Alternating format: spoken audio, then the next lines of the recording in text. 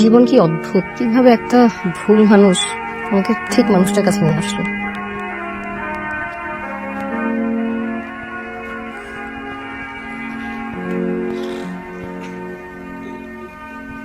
আপনি আমাকে জড়ায় ধরলেন কেন? জড়িয়ে কোথায় ধরলাম?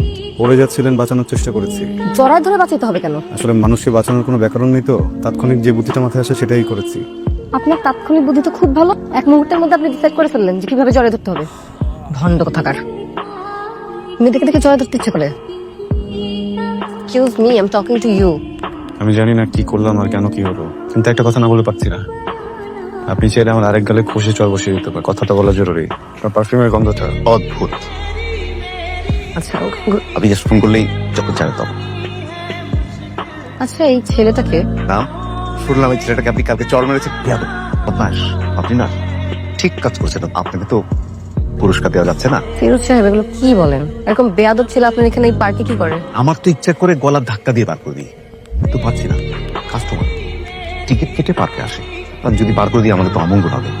আপনার মেয়েকে পাচ্ছেন না, আর আজকে জানালেন আপনি। অফিসার, নিজের আত্মীয় স্বজনের বাড়িতে আগে খোঁজ নিই, তারপর আপনাকে জানিয়েছি। আসলে হয়েছে কি, থানায় যাওয়ার ব্যাপারটা আমার জন্য লজ্জা। প্লিজ অফিসার, যত তাড়াতাড়ি পারুন অনেকে খুঁজে বের করুন। ঠিক আছে, আপনি ছাউগাছগুলো কিন্তু সব ইংল্যান্ড থেকে না। ওইটা ওই ছেলেটা না, আজকে এসে বসে আছে। এক্সকিউজ মি, আপনি কি প্রতিদিন এখানে আসেন? জি আসি তো, কেন আসবো না? আজব তো, আমি না বলার কে? কেন জোর করে শূন্য মারা তীর বুক পেতে নিচ্ছেন? শুধু আপনি না, পৃথিবী প্রতি পদে পদে আমাকে না জানিয়ে দেয়। আমার একটা কথা বলার ছিল। বলুন। আপনি আসলে সেদিন আমাকে যে বাঁচালেন, আমি আসলে সত্যি সত্যি মাটিতে পড়ে যাচ্ছিলাম, আপনি আমাকে বাঁচালেন। আর ওখানে না অনেক মানুষ ছিল, ওরা অনেক হাসাহাসি করতেছিল, আমার মেজাজ খারাপ হয়ে যায়। কিছু না বুঝি আমি রাগটা আপনার উপর ঝেড়ে ফেলি। ব্যাপারটা একদমই ঠিক করি না, আমি রিয়েলি সরি। সমস্যা নাই, আমি কিছুই মনে করিনি। দেখেন, আপনি আমাকে আবার লজ্জা দিচ্ছেন। স্যার, লজ্জা দিবেন না, কিন্তু এই কথাটা ভালো লাগছে। এবারে ফিল্মেরটা থেকে যায় এরা ভূমি। একদিন তোমার সামনে এসে সারপ্রাইজই তো দিচ্ছ। যত দ্রুত সম্ভব আমি আসছি। এক্সকিউজ মি, আপনি কিন্তু প্রতিদিন আসেন কেন? আমি এখানে আসি অযথা, শৈশব খোঁজার চেষ্টা। আর কোথায় কোথায় যান আপনি? ছেলেটা জায়গা মেরে আপনাকে। আচ্ছা, এই যে সাংঘাতিক অবস্থা, আপনাকে আজকে হঠাৎ এখানে কেন নিয়ে আসলাম জানেন? না। কারণ এই নদীর পার আমার খুব প্রিয়, পার্কের থেকেও বেশি প্রিয়। কেন? কারণ নদীর পাড়ে আসলে নিজের ভেতরে সব দুঃখ কষ্ট কমে যায়। সে তার সকল দুঃখ কষ্ট নিজের ভিতরে লুকিয়ে রাখে। শিক্ষার বিষয়। এটা কথাও খুব দারুণ বলেন। বলতে তো হবেই, একা মানুষ, তা নিয়েই তো বেঁচে যাচ্ছি। ক্ষুধা লাগছে। আচ্ছা, আপনাদের এখানে আশেপাশে ভালো রেস্টুরেন্ট করেছে?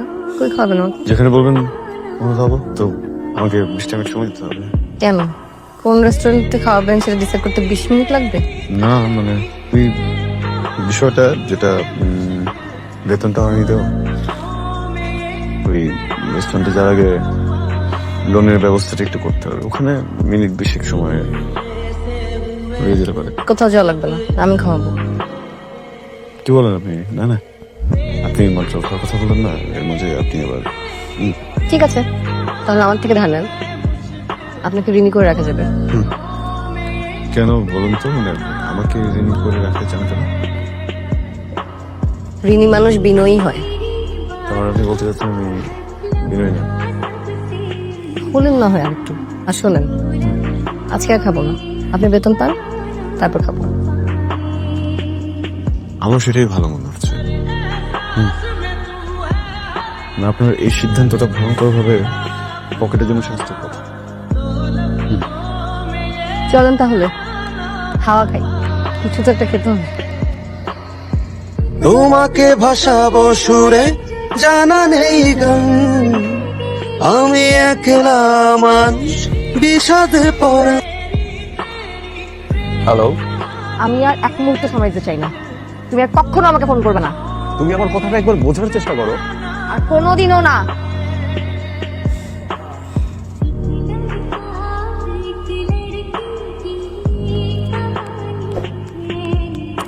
মা, মারে কি হয়েছে তোর? তুই কাঁদছিস কেন? বাবা, আমি ভুল করছি। অবশ্যই বাবা রাগ করে থাকতে পারে। কোথায় তুই মা? চলে আয় না, চলে আয়।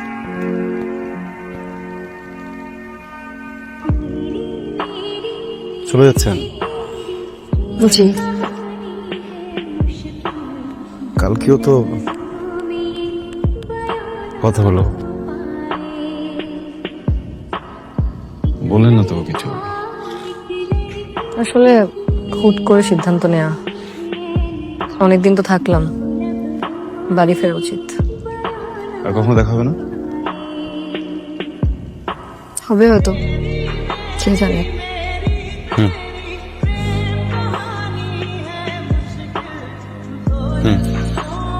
আর কিছু বলবেন না? না। বাড়ির ঠিকানাটা চাইবেন না? যার নিজেরই বাড়ি নেই সে আরেকজনের বাড়ির ঠিকানাতে কি করবে বলেন? আর একটা কিছু বলেন।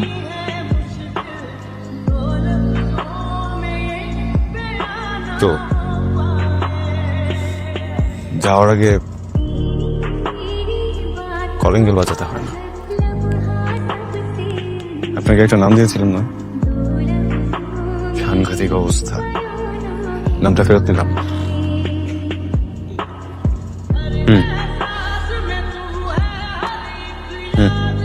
তাও তখন তুমি আমাদেরকে না বলে বিদেশি ছেলের সাথে এক কথায় বাড়ি থেকে বের হয়ে গেলে। পৃথিবী এত সহজ না। দেখে ওই কথাগুলো আমি একদম মনে করতে চাই না। এবার যদি তোমার শিক্ষা হয়ে থাকে তুমিও মাথা থেকে সব ছেড়ে ফেলো, আমরাও ছেড়ে ফেলছি। আর আমাদের ছাড়া তুমি একা কোনোদিন কোনো সিদ্ধান্ত নিতে যেও না। জীবন এত সহজ না। কিন্তু বাবা, আমি যে একটা সিদ্ধান্ত নিয়ে ফেলছি। মানে আমি যে এতদিন বাসার বাইরে ছিলাম, একটা মানুষই ছিল সবসময় আমার পাশে। আমার মনে হচ্ছে যে একটা ভুল মানুষের হাত ধরে আমি একটা প্রকৃত মানুষ খুঁজে পেয়েছি। আসিফের কেয়ারিং লিস্টে আমি কখনো ছিলামই না। একটা মানুষ যে ভালোবাসার আগে একটা মানুষকে কেয়ার করে, তা আসিফ কখনোই আমাকে করেনি। তুই এগুলো কি বলতেছিস মা? তুমি আবারও একই ভুল করবে নিতু। না বাবা, ভুল করতে চাই না দেখে আমি চাই যে তোমাকে পরীক্ষা করে দেখাতে সে আমাকে কতটা কেয়ার করে। গুরু ভাই, না পারলে মিথ্যা কথা বলেন কেন, তাও আবার আমার সামনে? হ্যাঁ, আপনি তো নিতুকে চেনেন, ভালো করে চেনেন। তাছাড়া আপনি আমাকে জিজ্ঞেস করতেন নিতুকে, কোন নিতু, কার কথা বলছি, কোনো কিছু না বলে এত কনফিডেন্টলি আপনি নিতুর নামটা নিয়ে নিলেন। নিতু, আপনি প্লিজ আমার সাথে একটু কথা বলবেন প্লিজ। নিতু, আপনি কিভাবে বুঝলেন আমি এখানে আসছি? চোখটা খুলুন তারপর বলছি।